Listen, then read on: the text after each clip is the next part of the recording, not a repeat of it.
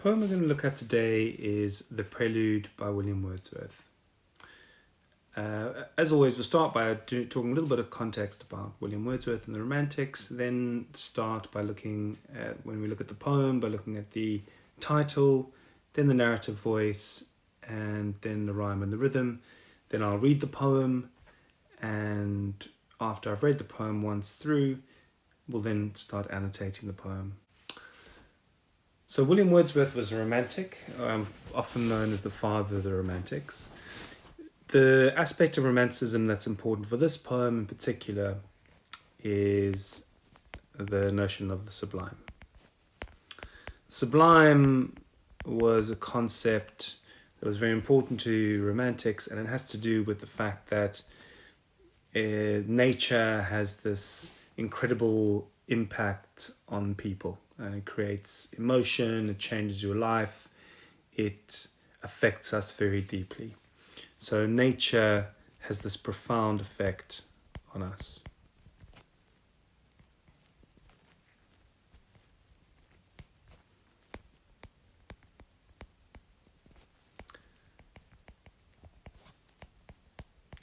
There's also the idea, I suppose, in the Romantics that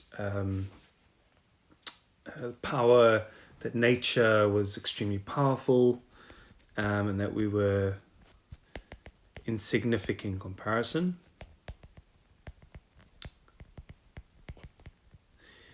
And lastly, there's really one of the most important things to Romantics was the power of imagination and the way in which imagination can have an impact on us and the way we are. In fact, there's another thing, which I was going to talk about later, but actually I'll talk about now, which is the importance of childhood. For Romantics, when you were born a blank slate, and as you grew up, it was experience that affected you. And childhood is a time of innocence, when new experiences are happening, and so it's an opportunity for you to change the way you understand the world, but also it's a time when you are being affected by the world around you. So those are really important contextual things because they all have quite a major impact on the poem. So what we'll do next is just look at the title. The title is The Prelude. A prelude is a beginning, a place where something starts. So that is what the poem is about, because it's about a young person and a young person's changing view of the world. What's also important is this notion of an extract, because this poem is a part of a bigger poem that Wordsworth was writing and never really finished, and it's about his childhood. So when people talk about it being one stanza, that's not really that significant because the whole poem really is one stanza. This poem, what's important in terms of the structure and the form really is that it's divided up into three parts, and we'll look at that a bit more as we go along. So it's an extract from the Prelude. The poem itself is not called the Prelude. Also, before we start reading, you can see immediately one of the first words is I, so we know that this is a personal poem and based on personal experience.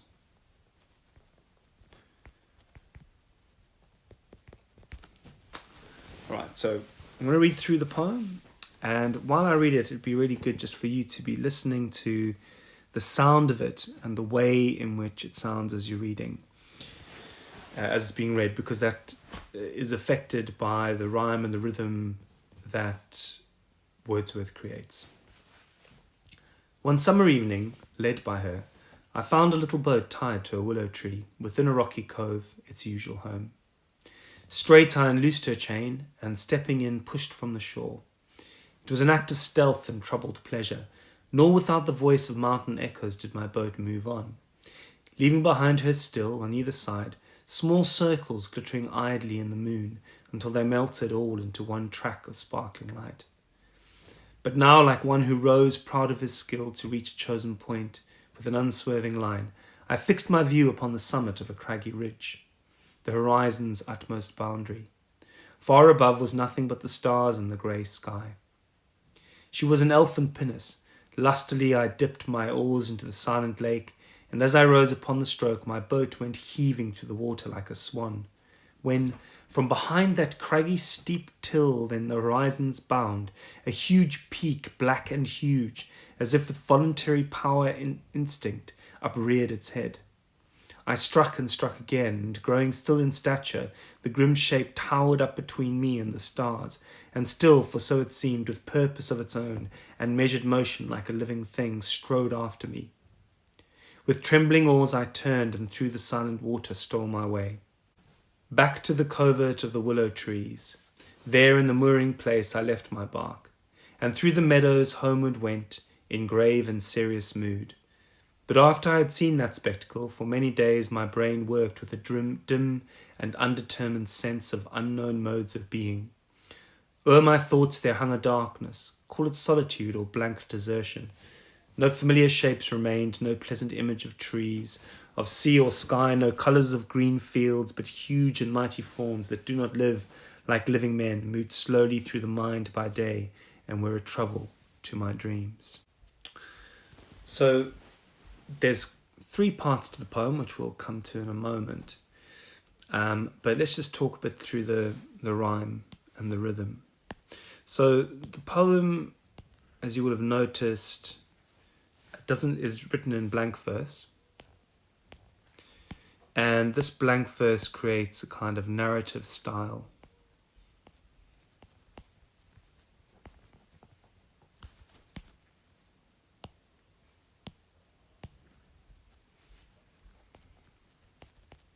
So blank verse means it's got no rhyme or no regular rhyme. So there's no regular rhyme. It has quite a lot of enjambment, quite a lot of caesura, so broken up in the middle with full stops, commas, all kinds of different forms of punctuation. And the rhythm is pentameter, so there are 10 syllables for every line, except for one, but we'll come back to that in a moment. But it's not always iambic, so part of it is iambic pentameter, and some of it isn't. And what this all does is it creates a kind of narrative poem. So a poem is a story, and you'll see it does have a story. It's broken up into 3 parts: a kind of exposition, the opening, a complication, and then a resolution at the end when the poem ends. So that it does have a 3-part story structure to it. One of the things that this quite irregular rhyme and rhythm create, pattern of thinking. So when you think about irregular rhyme and irregular rhythm, it's important to think about how that impacts on the meaning of the poem. So we have here an irregular rhyme, not an irregular rhythm, but not always iambic pentameter.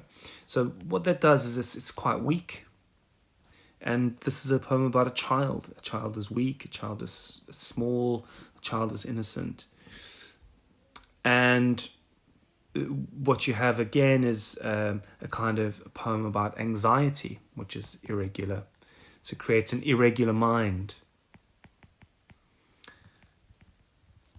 So although it starts off quite calm and gentle, it does break into this quite irregular aspect later on. So the irregular rhyme, the lack of constant iams, the one break in the pentameter, all these things give us a sense of something not quite right, something not quite the way it should be.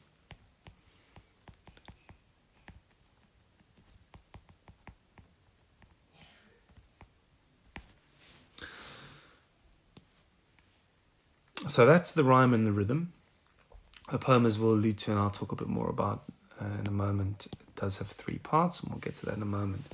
So what I'll do right now is I'll go through the poem line by line, reading it the way I would, stopping at particular words, showing where maybe there's full stops and thinking a bit about sentence structures. And we'll talk a bit more about the structure as we go through. So, one summer evening led by her. Now, the summer, it's beautiful, warm, a lovely evening to go out and enjoy yourself. Led by her. Now, the question always here about who the her is. The her could be the boat. So the boat has led him there in his imagination or his ideas. Perhaps it's nature that's led him there. Or perhaps it's instinct. All kind of related, I suppose, in some ways to romantic ideas. But also you have this concept of, or the idea of personification. What exactly is personified is up to you to decide.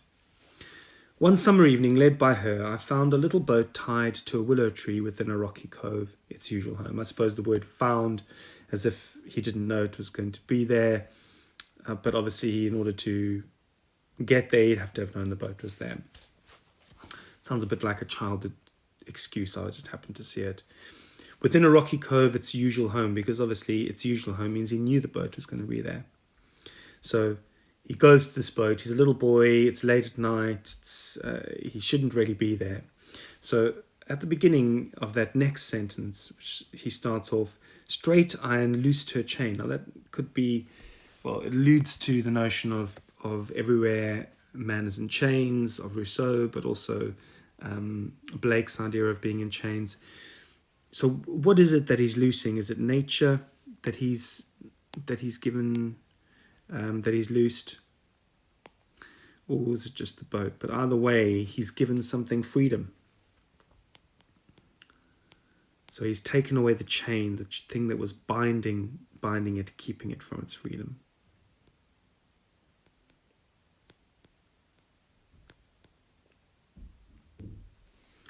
And stepping in, pushed from the shore. So far, just a straightforward little act. It was an act of stealth and troubled pleasure. Stealth is quiet.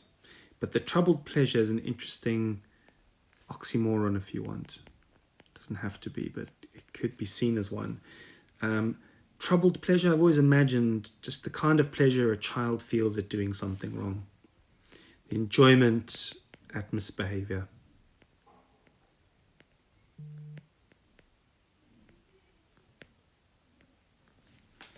As one does, especially as little children do. The enjoyment of acting in a naughty way and doing something you shouldn't. And then it says, nor without the voice of mountain echoes did my boat move on. So there was a lot of sound. It was quiet night, but obviously the rowing of the boat brings on the sound bell. So here you have a picture of what the child sees.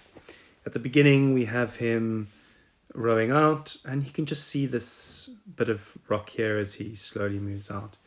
And then as he moves out a bit more, he can see just the top of this bit of mountain here.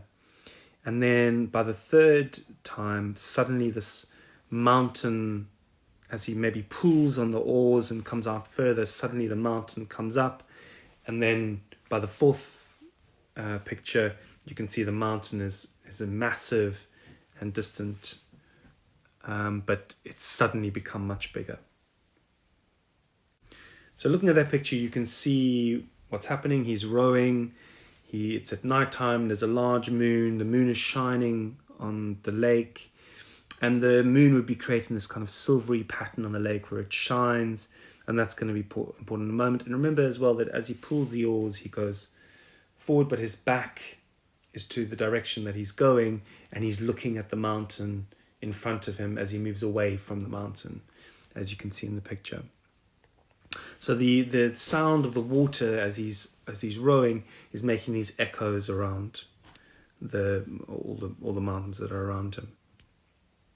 And then he says, leaving behind her still, on either side, small circles glittering idly in the moon until they melted all into one track of sparkling light.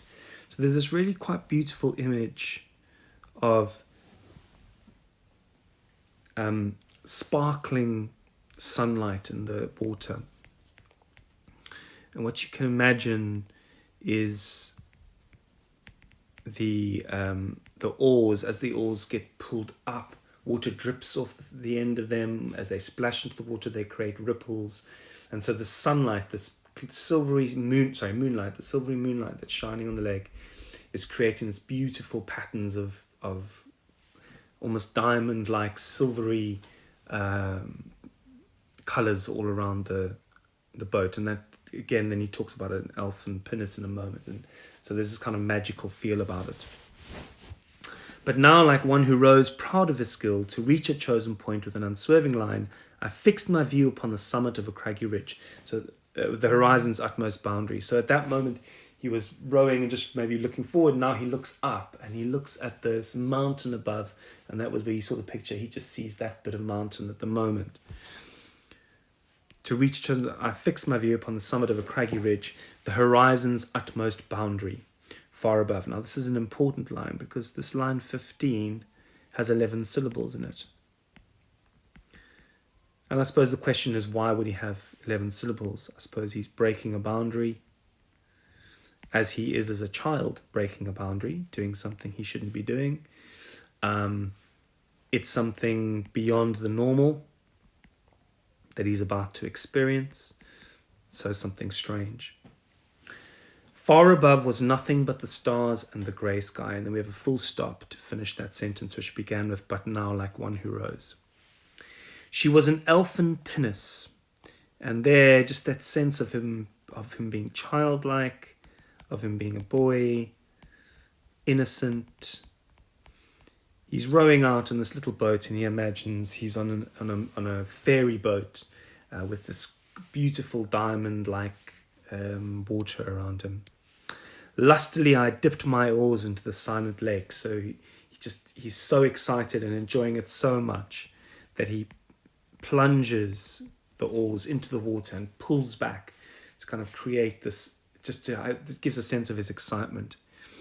I dipped my oars into the silent lake, and as I rose upon the stroke, my boat went heaving through the water like a swan. So we have a simile there, and that simile is a sense of gracefulness and contradicts in some ways or juxtaposes with the idea of heaving, because you wouldn't really associate that with gracefulness, but it's the way he pushes and then the boat glides. So he pushes and then the boat glides. And this is now the end of the first part. We're about to experience the word when.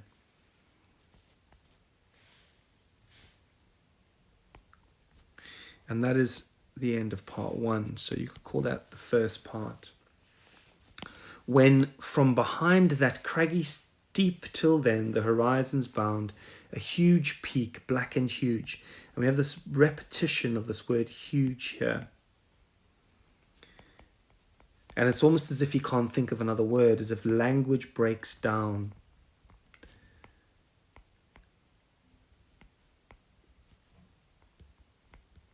When he's afraid. So language actually breaks down. The horizon's bound, a huge peak, black and huge, as if with a voluntary power instinct upreared its head. So there's this personification here of the mountain coming out of nowhere. And this mountain, what was just a mountain in this beautiful evening, has suddenly turned into a monster out of nowhere. I struck and struck again. You got this repetition, but here the repetition is about desperation. He's terrified. He's seen something that scared him. And so the repetition of struck just shows his desperation. And growing still in stature, the grim shape towered up above me, and the stars, and still, for so it seemed, with purpose of its own, and measured motion like a living thing, strode after me. So that sentence begins with I struck and ends with strode after me. So that's quite a long sentence. But actually what you'll see is there's not a lot of punctuation in that sentence. And that again just creates that sense of tension. He's used a lot of semicolons and other punctuation up to this point. He's broken the poem down quite a lot. But now he doesn't really use much punctuation in that sentence.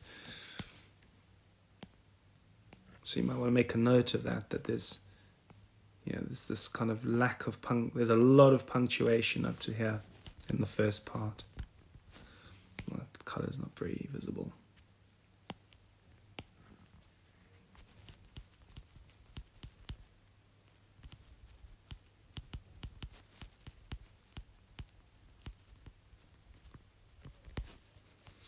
And the punctuation breaks the rhythm, it breaks that sense, but then here there's this kind of desperation and it goes faster, and I suppose at that point we have a sense of speed. With trembling oars I turned, and through the silent water stole. A little bit of sibilance there, maybe replicating the sound of the boat as he's desperately going through the water.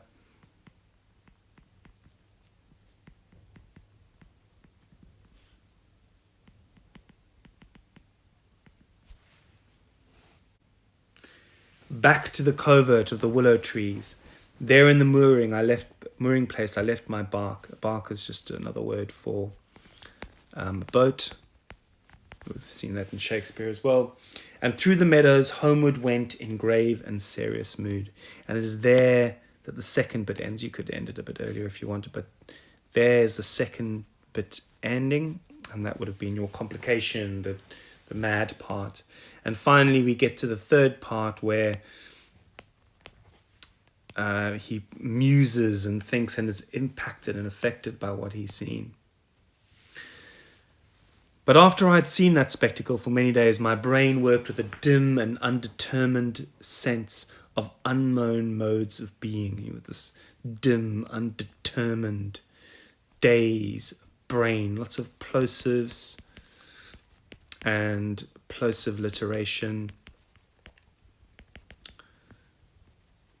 And maybe that kind of gives a sense of the drama, the power, the fear, the anxiety.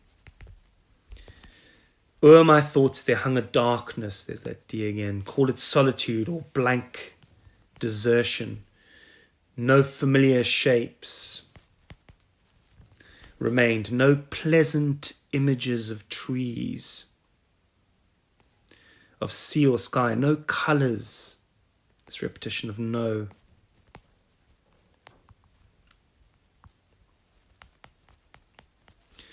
No colours of green fields, but huge and mighty forms that do not live like living men moved slowly through my mind by day and were a trouble of my dreams. And it's that point where he has these nightmares at the end, like a horror movie. Nature has deserted him. This idea of nature as beautiful has been replaced by nature as powerful and dangerous. And he's learnt, he's grown up, he's realised it's not simple anymore.